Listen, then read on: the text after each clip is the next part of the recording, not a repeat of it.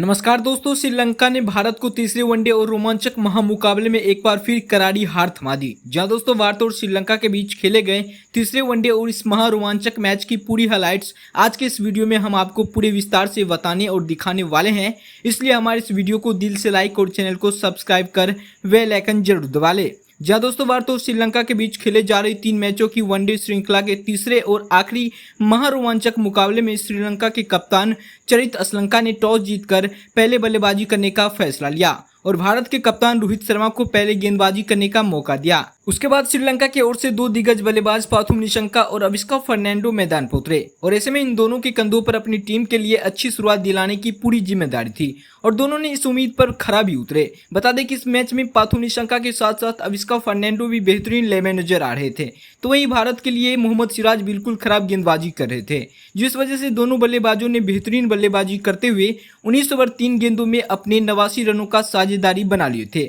भारत इन दोनों का साझेदारी तोड़ने के लिए अपने सभी मेन गेंदबाजों को इनके सामने अपना लिए थे और फिर इसी ओवर की 5वीं गेंद पर अक्षर पटेल ने बेहतरीन बल्लेबाजी कर पाथुम निशंका को ऋषभ पंत के हाथों कैच आउट करवा देते हैं। पाथुम निशंका ने 65 गेंदों में 45 रन बनाकर आउट हो गए। उसके बाद नंबर 3 पर कुशल मेंडिस बल्लेबाजी करने के लिए मैदान पर उतरते हैं और यहां से कुशल मेंडिस ने अविस्का फर्नांडो के साथ मिलकर संभलकर बल्लेबाजी करते हुए अपनी टीम को आगे बढ़ाते हैं। जिस तरह से श्रीलंका के पहला विकेट बहुत देर बाद गिरा था, ठीक उसी प्रकार दूसरे विकेट के लिए अविस्का फर्नांडो और कुशल मेंडिस ने मिलकर श्रीलंकाई पारी को संभाला। बता दें कि अविस्का फर्नांडो इस मैच में बेहतरीन लय में नजर आ रहे थे, तो वहीं कुशल मेंडिस धैर्य और संभलकर बल्लेबाजी करते हुए अविस्का फर्नांडो का साथ दे रहे थे और देखते ही देखते अविस्का फर्नांडो ने 24वें ओवर की चौथी गेंद पर एक चौका लगाकर अपना इस मुकाबले में अर्धशतक जड़ डाले। भारत के सभी गेंदबाज इन जोड़ी को तोड़ने में असमर्थ नजर आ रहे थे और देखते ही देखते दोनों बल्लेबाजों ने बेहतरीन बल्लेबाजी करते हुए अपनी टीम को 35 ओवर 2 गेंदों में 171 रनों पर पहुंचा दिया था।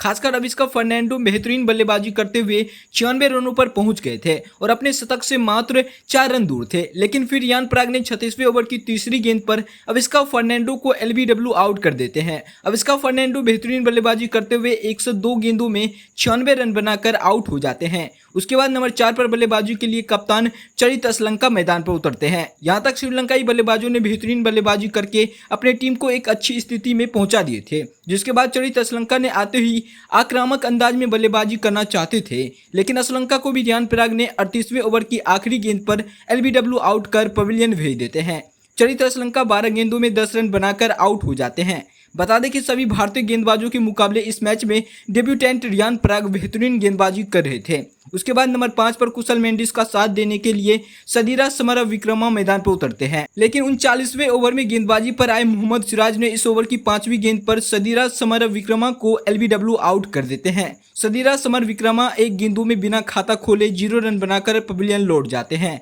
उसके बाद नंबर 6 पर जुनीत लियानेगे बल्लेबाजी के लिए मैदान पर उतरते हैं, जिसके बाद दोनों बल्लेबाज संभलकर बल्लेबाजी करते हुए अपनी टीम के लिए एक महत्वपूर्ण और बड़ी साझेदारी बनाने की पूरी कोशिश करते हैं। लेकिन 43वें ओवर की चौथी गेंद पर वाशिंगटन सुंदर ने जुनीत लियानेगे को क्लीन बोल्ड कर पवेलियन भेज दिया। जुनीत लियानेगे 12 गेंदों में 8 रन बनाकर आउट हो गए। उसके बाद नंबर 7 पर युवा बल्लेबाज दुनीत वेलाल्गे बल्लेबाजी के लिए मैदान पर आए, लेकिन इसके अगले ही ओवर यानी कि 44वें ओवर में गेंदबाजी पर आए रियान पराग ने इस ओवर की तीसरी गेंद पर दुनीत वेलाल्गे को क्लीन बोल्ड कर दिया। वेलाल्गे इस मैच में अपनी बल्लेबाजी से कुछ खास नहीं कर पाए और 3 गेंदों में 2 रन बनाकर आउट हो गए। उसके बाद नंबर 8 पर कामिंदु मेंडिस बल्लेबाजी करने के लिए मैदान पर आते हैं और यहां से दोनों ने धैर्य और बेहतरीन बल्लेबाजी करते हुए अपने टीम को आगे बढ़ा रहे थे। खासकर कुशल मेंडिस जो कि शुरुआत से ही संभलकर और समझदारी से बल्लेबाजी कर रहे थे और देखते ही देखते कुशल मेंडिस रियान पराग के 48वें ओवर की 5वीं गेंद पर एक शानदार चौका लगाकर अपना अर्धशतक पूरा कर लेते हैं, जिसके बाद वह आक्रामक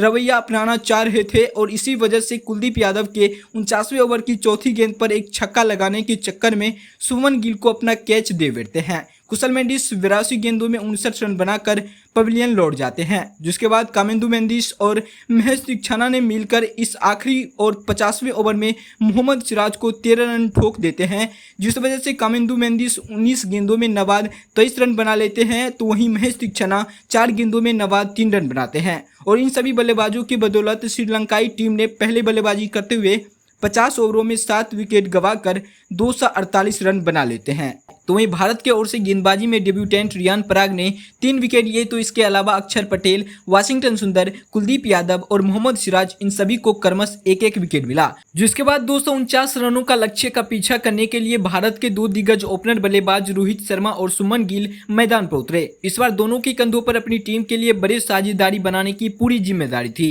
इसलिए एक बार फिर खासकर कप्तान रोहित शर्मा अपने कंधों पर जिम्मेदारी लेते हुए आक्रामक और क्लास के साथ अपने पारी को शुरुआत करते हुए भारतीय टीम को 4 ओवरों में 35 रनों पर पहुंचा देते हैं। लेकिन दूसरे ओर संघर्ष कर रहे सुमन गिल को 5वें ओवर की तीसरी गेंद पर असिता फर्नांडो क्लीन बोल्ड कर देते हैं। सुमन गिल 14 गेंदों में महज 6 रन बनाकर आउट हो जाते हैं। उसके बाद नंबर 3 पर बल्लेबाजी के लिए दिग्गज बल्लेबाज विराट कोहली मैदान पर उतरते हैं। अब विराट कोहली और रोहित शर्मा के कंधों पर इस मैच को आगे बढ़ाने की पूरी जिम्मेदारी थी और विराट कोहली ने आते ही कुछ बेहतरीन चौके जड़े, लेकिन दूसरे ओर तूफानी बल्लेबाजी कर रहे रोहित शर्मा स्वीप शॉट खेलने के चक्कर में 8वें ओवर में गेंदबाजी पर आए दुनीत वेलाल्गे के इस ओवर की पहली गेंद पर पीछे विकेटकीपर कुशल मेंडिस के हाथों कैच दे बैठते हैं। रोहित शर्मा 20 गेंदों में 35 रनों की आक्रामक पारी खेलकर आउट हो जाते हैं। उसके बाद नंबर 4 पर बल्लेबाजी के लिए ऋषभ पंत मैदान पर उतरते हैं। अब यहां से ऋषभ पंत और विराट कोहली दोनों मिलकर अपनी टीम को आगे बढ़ाने की पूरी कोशिश करते हैं, लेकिन महेश दीक्षाना की 10वें ओवर की दूसरी गेंद पर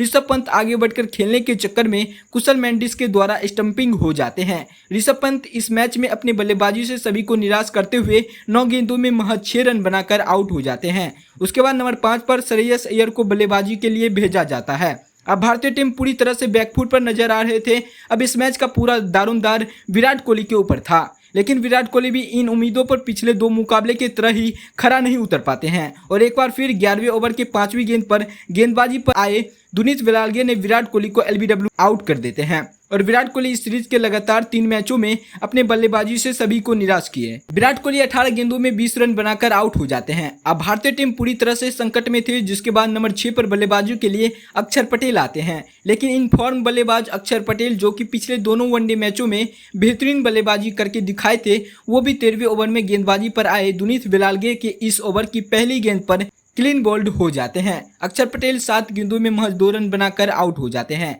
उसके बाद नंबर 7 पर डेब्यूटेंट रियान पराग को बल्लेबाजी के लिए मैदान पर भेजा जाता है और रियान पराग अपनी पहली ही गेंद पर एक चौका लगा देते हैं, लेकिन दूसरे ओर बल्लेबाजी करे श्रेयस अय्यर इसी 13वें ओवर की 5वीं गेंद पर दुनीत वेलाल्गे के द्वारा एलबीडब्ल्यू आउट हो जाते हैं। श्रेयस अय्यर 7 गेंदों में 8 रन बनाकर आउट हो जाते हैं। बता दें कि दोस्तों, जिस प्रकार इस वनडे श्रृंखला के पिछले 2 मैचों में रोहित शर्मा के अलावा कोई भी भारतीय बल्लेबाज ज्यादा देर तक मैदान पर नहीं टिक पा रहे थे, ठीक उसी प्रकार इस तीसरे वनडे मैच में भी रोहित शर्मा के आउट होने के बाद मानो पूरे भारतीय बल्लेबाज श्रीलंका के गेंदबाजों के सामने बिखर से गए थे। जहां दूसरे वनडे मैच में श्रीलंका के स्पिन गेंदबाज जेफरी वेंडरसे भारतीय बल्लेबाजों के लिए खतरनाक साबित हुए थे, ठीक उसी प्रकार इस मैच में श्रीलंका के युवा स्पिन गेंदबाज दुनीत वेलाल्गे इस मैच में भारतीय बल्लेबाजों के लिए खतरनाक साबित हो रहे थे। श्रेयस अय्यर के आउट होने के बाद अब नंबर 8 पर शिवम दुबे बल्लेबाजी के लिए मैदान पर आते हैं और 13वें ओवर के बाद भारत का स्कोर 6 विकेट पर महज 82 रन था,